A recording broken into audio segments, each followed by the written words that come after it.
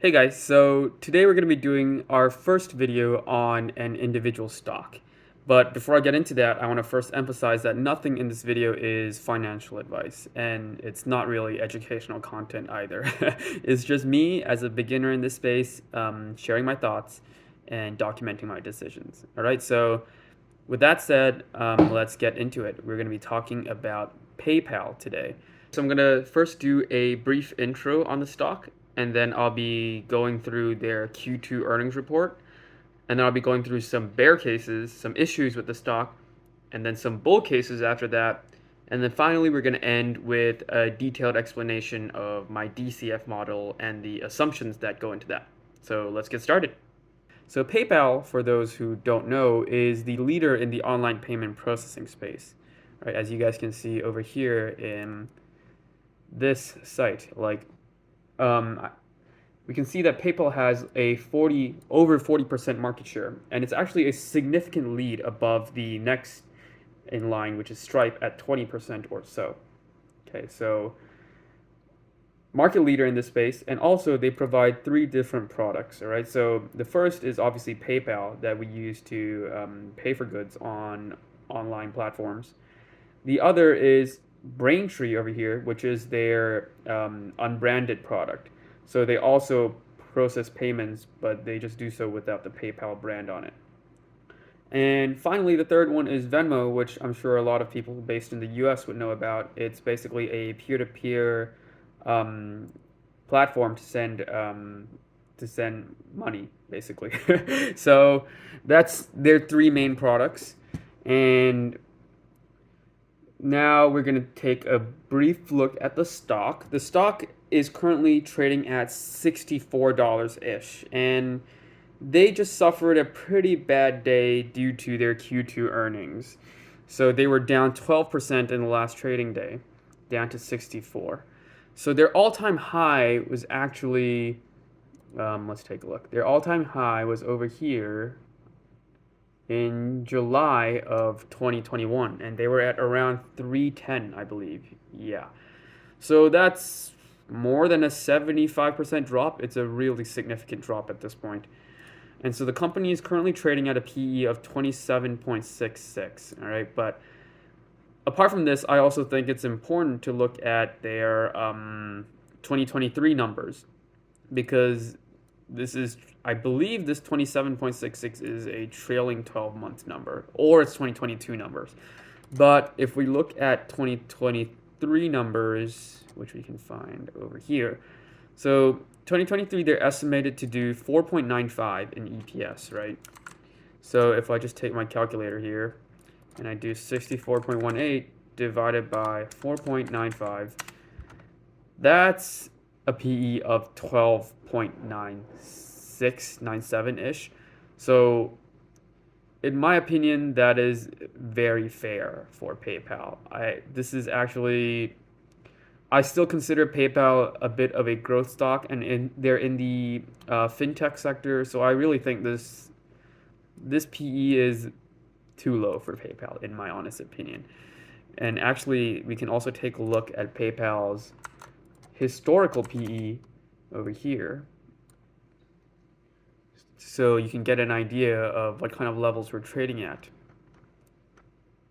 Yeah, here we go. So historical PE,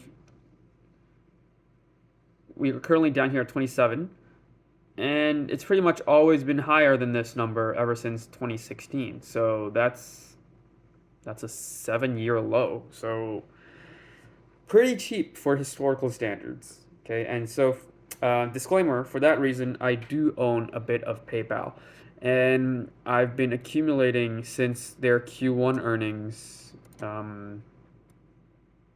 This fall over here, this red bar over here, you see, that is their fall after their Q1 earnings, and I've been accumulating since then, really.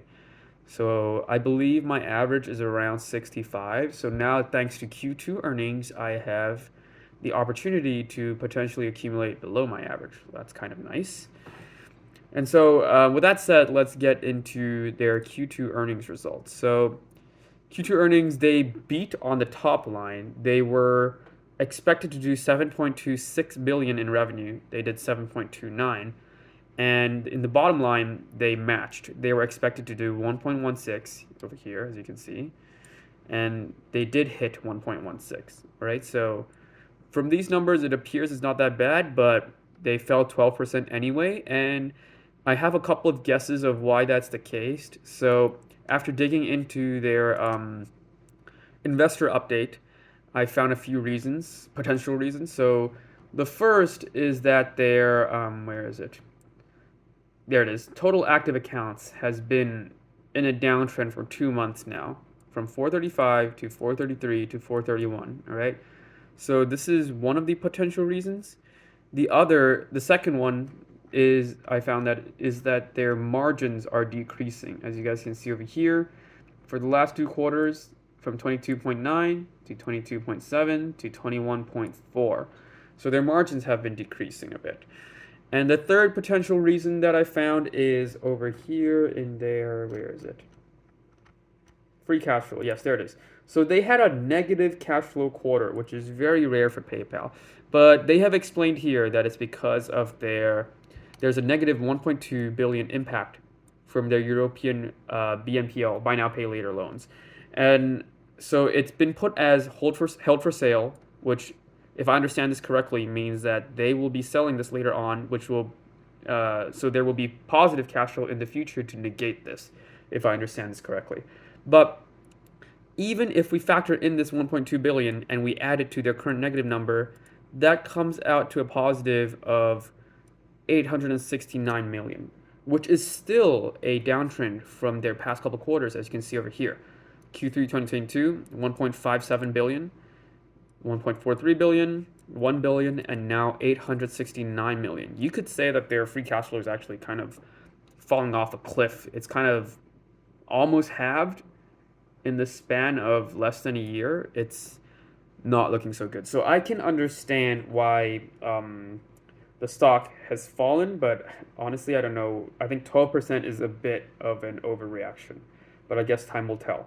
So after this, I wanted to talk about some of the issues I have with PayPal, some bear cases, and some of them should be revealed already by these red flags that I just went through in the investor update. So the first and the most obvious one is their shrinking margins. So this here is my DCF model, all right? And I'll be going through this in detail later, but for now, I just want to draw your attention to this. Where is it? Net income margins, this row over here.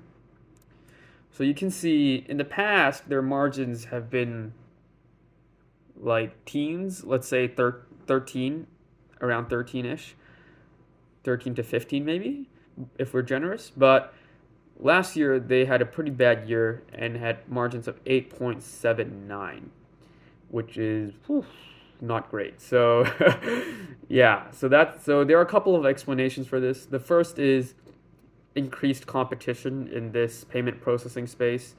So obviously we have people like Apple, people like Google entering the space.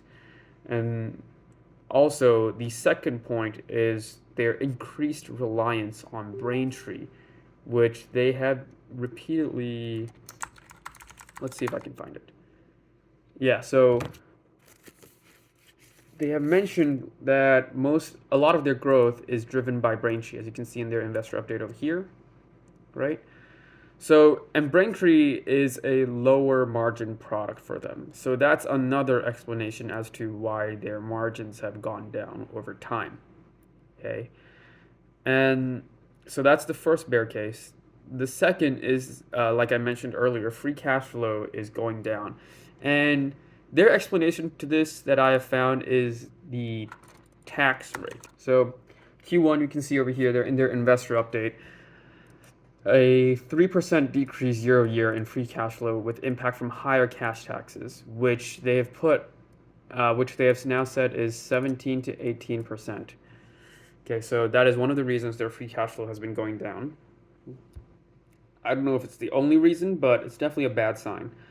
And the third bear case that I have, which I also mentioned earlier, is that their total active accounts has been on a downtrend for the last couple of quarters. So you can see from 435 million, I believe, to 431 million. So that's not great, but this is part of them shifting their strategy, which I will explain a bit later.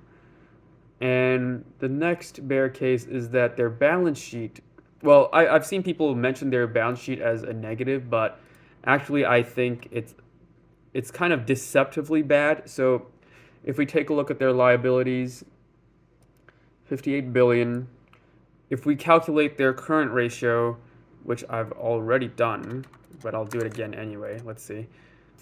If we do that, which is 57,517 over this over here, 45101, that's 1.275. All right, so we want this to ideally be above 1.5, so this is a bit on the low end. And also, if we take a look at their debt to equity ratio, which if we take their total debt, which is this,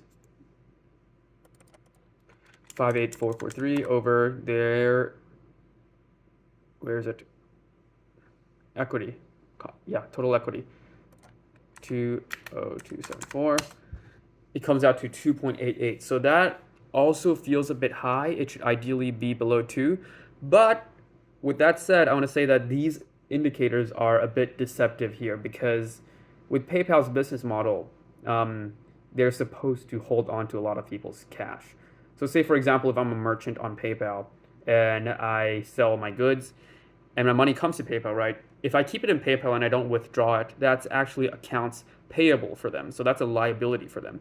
So I suspect that a lot of their liabilities is just them holding cash for tons of people, tons of merchants and people on Venmo as well. So I do think that this is a bit overblown and that this balance sheet is actually not an issue at all. Okay, so with that said, I want to move on to the final bear case, which is their involvement in the culture war.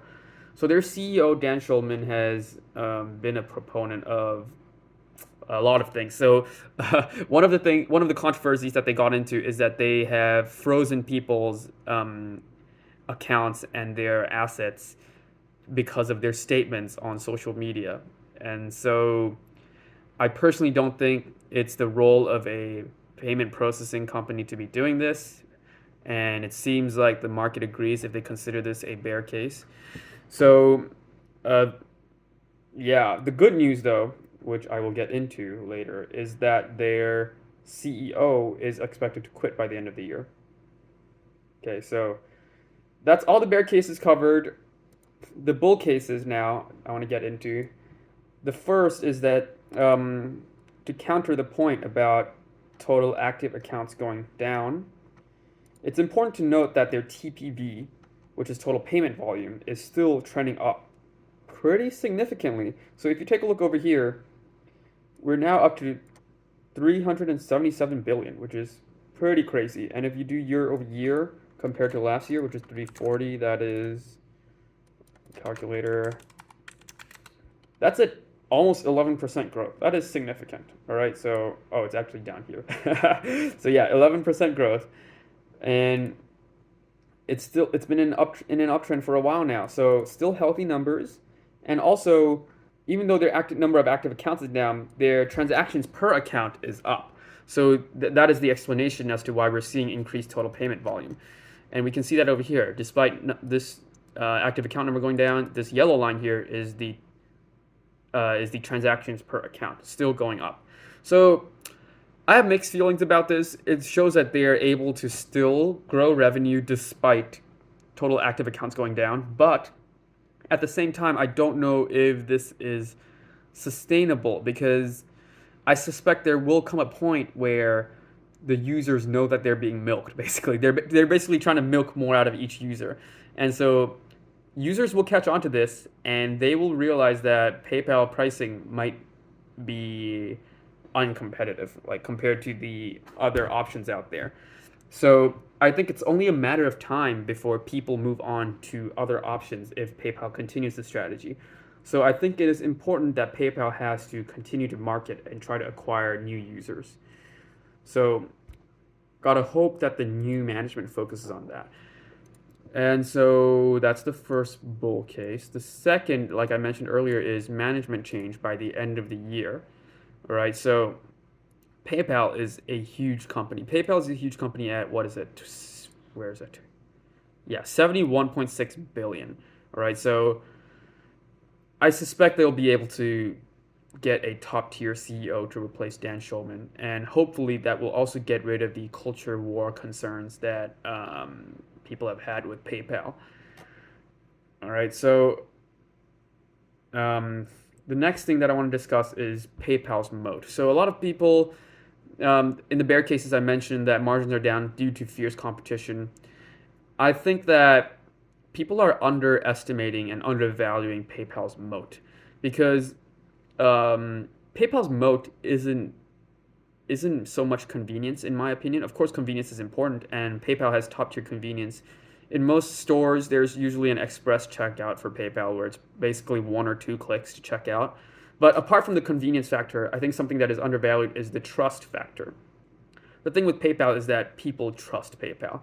PayPal will get involved in like disputes, in like consumer disputes to a level that other services won't. Like, imagine calling up your bank when, say, for example, you want a transaction on your credit card reverted. Like, your bank is not going to look into like who the seller is, what they're selling, what their business model is, etc., etc. Whereas PayPal does that while because when they're onboarding merchants, that's part of their process, and they will freeze accounts.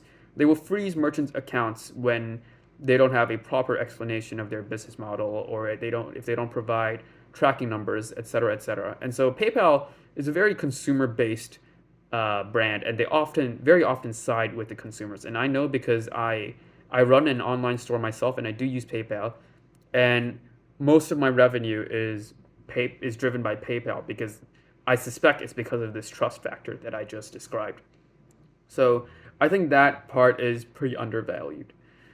And finally, there is one last bull case, which is that EC is still in a long-term uptrend. It's been kind of bad for the last 2 years or so because the COVID was an outlier and gave e-commerce a spike, right? So that's you can see that on this chart over here. There's the spike up.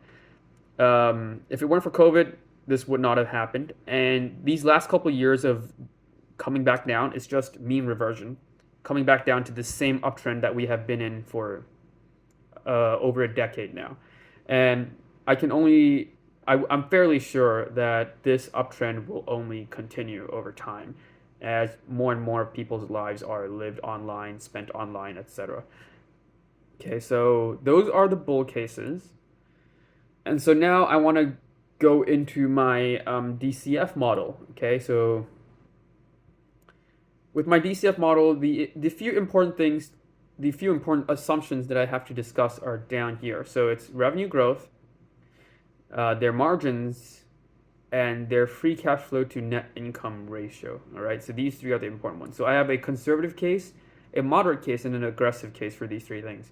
The other two factors here are the required return, which is the discount rate, and I'm keeping that constant at 10% because you can get pretty good returns, 7 to 9% returns on like SP 500. So if we want to justify buying individual stocks, we should be discounting them with a higher rate.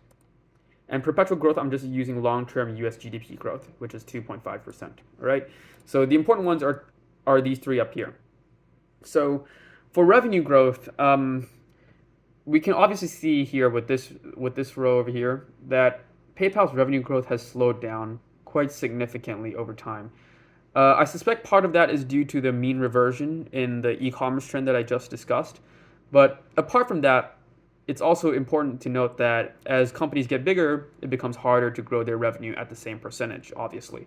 So they were never going to sustain this level of growth, this like high teens level of growth. So I'm no longer assuming that moving forward. So my conservative case here is that we kind of go slightly below these 2022, 2023 numbers, which I think is really conservative because I think the e-commerce market should only grow from here. Okay, so 7%. My moderate case is 9%, and my bull case, my aggressive case is 11%, which is still nowhere near their past numbers, okay? And so moving on to the margins. So margins is a bit of a tough one because in 2022, like I've shown you guys earlier, they had a really bad year. 8.46%, that's really bad for their standards. And so a couple of explanations for that. If we take a look at their, where is it? Their income statement, all right? For 2022, we can see that their revenue, where's my calculator? There. So their revenue grew by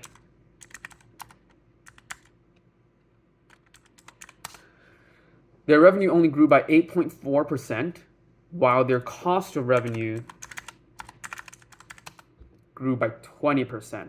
All right, so this is something they need to get in control. Their cost of revenue is too high, basically. And so apart from that, there are also a couple of one-time things that are kind of messing up their numbers here, which like this other income expense here. This this negative 548 million on other income expenses is pretty significant actually, because that is, whoops.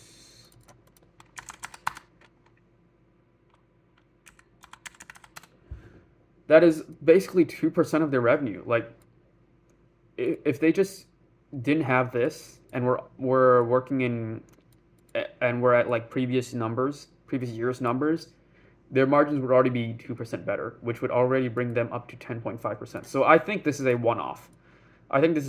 So my assumption is that this is a one-off and that the new management should be working to cut their cost of revenue. And I actually, even their existing management is already putting effort into this. Non-transaction operating expenses declined 11%. So I think they're already putting effort into trying to decrease their expenses. So that's why in my model, I assume that this 8.46% margin is also a one-off. All right, so I'm assuming that they will return to previous levels, basically 13%-ish is my moderate case. My conservative case here is if the competition is really too much and while they can still, basically they lose market share in this scenario. And my aggressive case is they actually maintain their market share or even grow it a bit. So those are my assumptions for margins. And free cash flow to net income. We discussed earlier that free cash flow is in a downtrend, but their free cash flow has always been significantly higher than their net income. If you can just compare, if you can just look at their historical ratio here, this is free cash flow divided by net income.